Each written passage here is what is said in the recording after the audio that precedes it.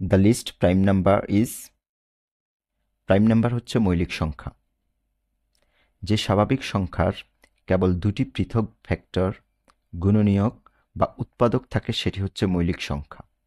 অর্থাৎ মৌলিক সংখ্যাকে শুধুমাত্র 1 এবং ওই সংখ্যাটি দ্বারা ভাগ করলে নিঃশেষে বিভাজ্য হয়। যেমন 5 একটি মৌলিক সংখ্যা।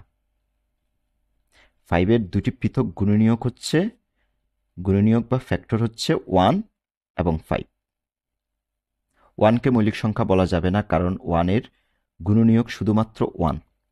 মৌলিক সংখ্যা বা প্রাইম নাম্বার হতে হলে পৃথক দুটি গুণনীয়ক থাকতে হবে। আমাদেরকে বের করতে হবে সবচেয়ে ছোট প্রাইম নাম্বার বা মৌলিক সংখ্যা কোনটি। সবচেয়ে ছোট প্রাইম নাম্বার হচ্ছে 2। 2 এর দুটি পৃথক গুণনীয়ক হচ্ছে, ফ্যাক্টর হচ্ছে 1 এবং 2। সবচেয়ে ছোট প্রাইম নাম্বার বা মৌলিক সংখ্যা হচ্ছে 2। একমাত্র মৌলিক সংখ্যা যেটি জোড় সংখ্যা। 2 ছাড়া বাকি প্রত্যেকটি মৌলিক সংখ্যা বিজোড়।